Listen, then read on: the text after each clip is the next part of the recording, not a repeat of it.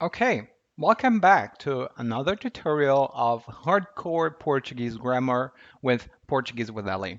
I am Ellie, by the way, and today we are going to take a look into the Portuguese object pronouns.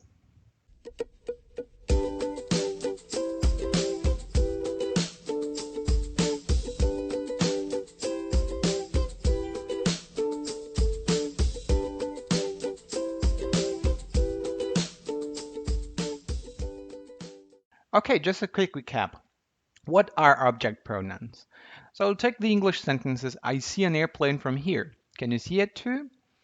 The word it has an action being done to it. So it is taking the action, it's the object of a verb, the object of a version of an action. That's what we call it. And in the second sentence, no, I can't see it. The seeing is being done to it. So it is being seen. That's the object of the verb to see. And can you show me where it is? This is a different thing. Can you show me? You could say, could you show to me? Right? And that's a different kind of object, but this is an object as well, or an object pronoun. And in Portuguese, we have a lot of them, actually. We have the direct object pronouns that we already dealt with in another video. You can look around in this video here, you're going to see a link to it. And we also have the indirect object pronouns, which are the object of this presentation, this tutorial. And you see that chi is, there are lots of asterisks here. You will see that it's very important. So what the heck are indirect object pronouns? Well, usually the verb connects with the object somehow. If the connection is direct, we say that it's a direct object pronoun, like a direct object. For example, I see you, there is nothing in between. But if I say, I gave it to him, this him is an object pronoun, but to is a preposition. And usually the indirect object pronouns are, let's say, mediated by a preposition. There is always a preposition in between.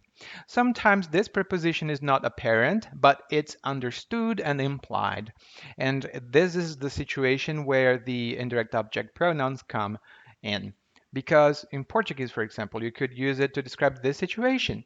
This woman is at home, and then her boyfriend comes and gives her a gift. And she's like, wow, você me deu presente, obrigada, você me deu presente. And he says, eu lhe dei presente de aniversário.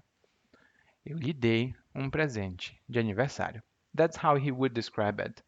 And the word for her or you, in this case of to her, to you, is lhe, as we see in the examples here. This lhe has three meanings actually. It can mean to you, to him, and to her. That's why Brazilians don't want to use that much. We're going to see more of that in a moment. But right now, let's take a look at the examples that we have at hand. Eu lhe dei presente de aniversário. Eu lhe dei presente de aniversário. Eu quero lhe escrever uma carta. Qual é seu endereço? Eu quero lhe escrever uma carta. Qual é seu endereço? Eu lhes contei toda a verdade.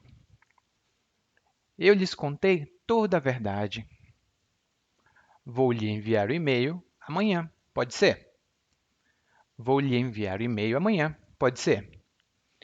But because this is ambiguous, we can use lhe to mean both to you and to him, and also to her.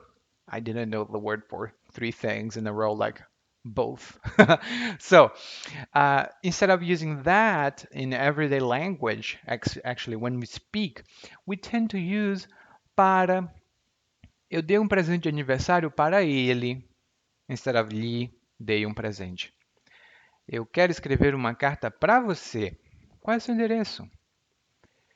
Eu contei toda a verdade para eles. E vou enviar o e-mail para você amanhã. Pode ser? It's not a rule, but we tend to default to that form in speaking. In writing, lhe is also very common, but in speaking, Para ele, para você, para ela is more common.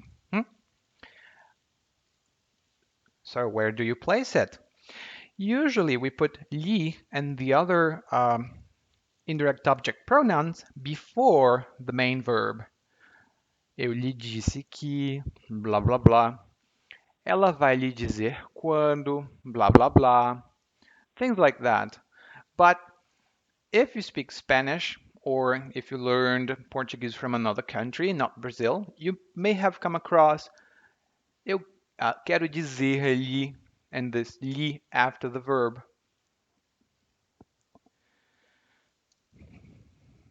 When you put lhe after the verb, it's correct. It's good Portuguese actually, but it's usually more common in written Portuguese. If you try to say quero dizer-lhe uma coisa, sometimes you get good reactions, but that's the kind of reaction I usually get when I try to speak ultra correct Portuguese. So I try to avoid it. In this case, what should you do? Where should you place it? Well, if you put it before the main verb, you are playing safe. In writing, as I said, you could put it after, but usually we put it before the main verb. Okay, some more for the road. Ela nos disse que viria um pouco mais tarde. Ela nos disse que vinha um pouco mais tarde. And attention to the pronunciation, nos. Ela não me explicou muito bem. Dava para você me explicar? Ela não me explicou muito bem. Dava para você me explicar? Eu vou te contar, mas você não pode contar para mais ninguém. Eu vou te contar, mas você não pode contar para mais ninguém. Well, I see something here. Chi. Chi comes from tu, right? Tu, tu. But você is actually not tu. So, oh, danger! So the main danger here is that we usually mix tu and você in everyday language here in Brazil, especially in spoken language. In written language, sometimes when you have to write like something official, it's not considered good writing or good Portuguese.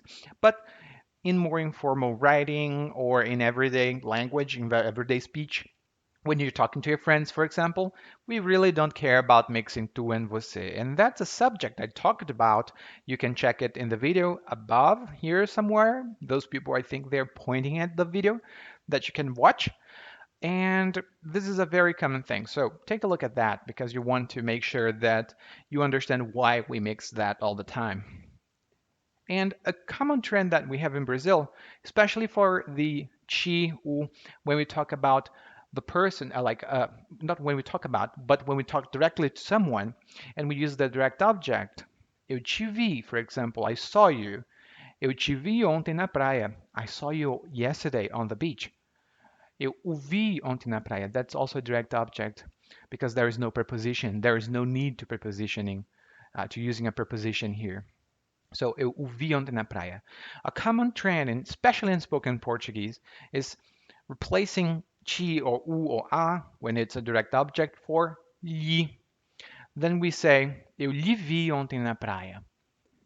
Is this wrong? No, not necessarily. That's how people speak. And actually, I myself do that sometimes. I try to avoid it because I teach Portuguese and I have to give you the example. But when you're talking to people here in Brazil, you're probably going to hear that version, especially in the second sentence. Eu não posso lhe ajudar. Or em que posso lhe ajudar. Instead, you should say eu posso te ajudar, eu posso ajudá-lo, eu posso ajudá-la, eu posso ajudar você. That's the right one. Okay. So it's a common trend, just pay attention to it, especially when you watch something like informal on YouTube or when you talk to people here in Brazil or people from Brazil. And if you want to know a little bit more about the pronouns, you can check in the description of this video below some articles about pronouns in Portuguese, especially like I have a complete set of articles that you can take a look at and read and watch and remove all the questions and doubts of your mind. And if you want to know a little bit more about the verbs or the verb systems in Portuguese, like what verb or what tense you should use in this situation, in that situation, if you want a basic overview that's going to take care of most of your needs, you can go to Portuguese with Ellie, that's me, .com/verbs. PortugueseWithLA.com/verbs. And should you have any questions, just leave them in the comment section below. I will see all of the questions and try and answer them as best as I can. Thank you.